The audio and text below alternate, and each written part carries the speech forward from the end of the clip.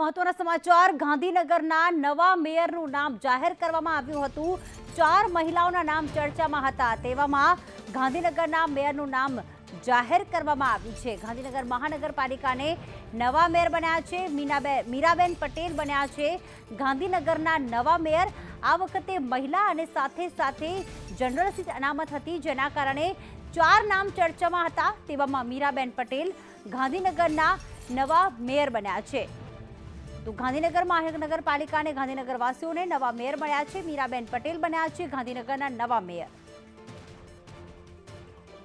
તો મીરાબેન પટેલ ગાંધીનગરના નવા મેયર બન્યા છે। ગાંધીનગરમાં જે મહિલા માટે અનામત સીટ હતી અને મેયર તરીકે મીરાબેન પટેલનું નામ સામે આવ્યું। કુલ 4 મહિલાઓના નામ ચર્ચામાં હતા। તે 4 મહિલામાંથી મીરાબેન પટેલની ગાંધીનગરના મેયર પદે પસંદગી કરવામાં આવી છે। ગાંધીનગરથી આ સીધા દ્રશ્યો કે જ્યાં મેયરનું નામ જાહેર કરવામાં આવ્યું છે। અત્યાર સુધી ઔપચારિક જાહેરાત કરવામાં નથી આવી અને માત્ર 4 મહિલાઓના નામ ચર્ચામાં ચાલી રહ્યા હતા। ત્યારે મીરાબેન પટેલ બન્યા ગાંધીનગરના નવા મેયર। હિરેન, વધુ શું વિગતો?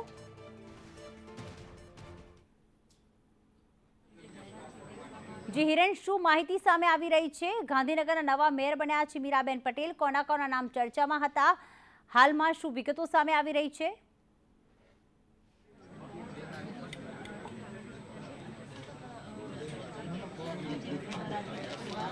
જી હિરેન, તો મીરાબેન પટેલ બન્યા છે ગાંધીનગરના નવા મેયર। હિરેન થોડીક જ વારમાં અમારી સાથે જોડાશે। ગાંધીનગરના મેયરનું નામ જાહેર કરવામાં આવ્યું છે અને મીરાબેન પટેલ બન્યા છે ગાંધીનગરના નવા મેયર। ગાંધીનગરવાસીઓને હવે નવા મેયર મળ્યા છે। મીરાબેન પટેલ બન્યા છે ગાંધીનગરના મેયર।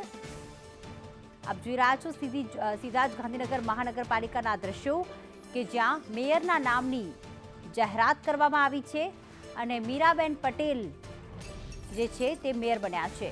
નવા મહિલા મેયર ગાંધીનગરને મળ્યા છે। ત્યારે મીરાબેન પટેલ કે જેમના નામની જાહેરાત કરવામાં આવી।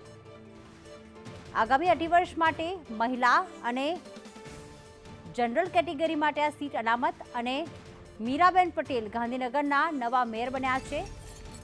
જ્યારે હિરેન સાથે અગાઉ વાતચીત થઈ હતી, તેમણે પણ એ જણાવ્યું હતું કે આ વખતે 4 મહિલાઓના નામ ચર્ચામાં ચાલી રહ્યા છે, જેમાં બ્રાહ્મણ, પટેલ અથવા ક્ષત્રિય મહિલાનું નામ જાહેર થઈ શકે છે। તેવામાં મીરાબેન પટેલ તરીકે ગાંધીનગરના મેયરની પસંદગી કરવામાં આવી છે।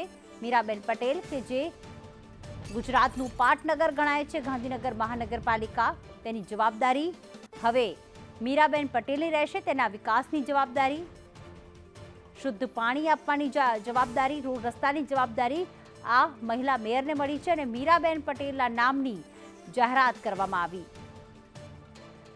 ખાસ જે 4 મહિલાઓના નામ ચર્ચામાં હતા તે તમામ લોકોની હાજરીમાં મીરાબેન પટેલના નામની જાહેરાત કરવામાં આવી અને જાહેરાત થતાની સાથે જે ખુશીનો માહોલ પણ જોવા મળ્યો।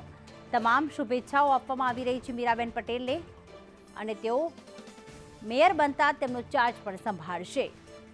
તો મીરાબેન પટેલના નામની જાહેરાત કરવામાં આવી। સીધા જ આ દ્રશ્યો જોવા મળી રહ્યા છે।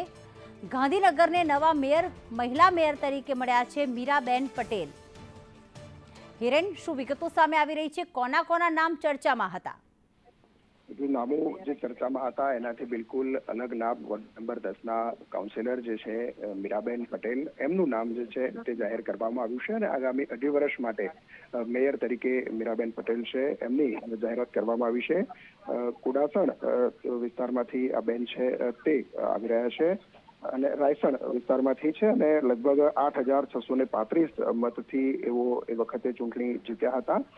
વોર્ડ નંબર 10માંથી 4 ઉમેદવારો જે જીત્યા હતા એ પૈકી આ મીરાબેન મિનેશભાઈ પટેલ એમને મેયર તરીકે નામ છે તે જાહેર કરવામાં આવ્યું છે। ડેપ્યુટી મેયર અને સ્ટેન્ડિંગ કમિટીના નામો જે છે તે હવે જાહેર કરાશે। બિલકુલ, આભાર હિરેન તમામ વિગતો માટે। તો મીરાબેન પટેલ કે જે વોર્ડ નંબર 10માં કોર્પોરેટર તરીકે જે તે વખતે કોર્પોરેશનની ચૂંટણીમાં 8,000 વધુ મતોથી જીત્યા હતા અને તેમની મહિલા મેયર તરીકે વરણી કરવામાં આવી છે। જે તસવીર આપણે બતાવી રહ્યા છીએ જેમાં ગુલાબી રંગની સાડી જેમણે પહેરી છે તેવા મીરાબેન પટેલ કે જે ગાંધીનગરના નવા મેયર બની ચૂક્યા છે। રાયસર અને કુરાસર વિસ્તારમાંથી આવે છે મીરાબેન પટેલ અને તેઓ ગાંધીનગરના નવા મેયર બન્યા. ગુજરાતના પાટનગર ગાંધીનગરની મેયરની ચૂંટણીમાં આજરોજ આપ સૌનું હાર્દિક સ્વાગત કરું છું. ભારતીય જનતા પાર્ટીની પ્રણાલી મુજબ પાર્ટીના ચૂંટાયેલા દરેક સદસ્ય તો જાહેરાત કરવામાં આવી છે મીરાબેન પટેલની ગાંધીનગરના મેયર તરીકે. અલગ અલગ મહિલાઓના નામ ચર્ચામાં હતા, પરંતુ એક નવું જ નામ જ્યારે એન્વલપમાં આવ્યું અને તેની જાહેરાત કરવામાં આવી. મીરાબેન પટેલની મહિલા મેયર તરીકે પસંદગી કરવામાં આવી છે. આગામી 2.5 વર્ષ તેઓ સત્તા સંભાળશે.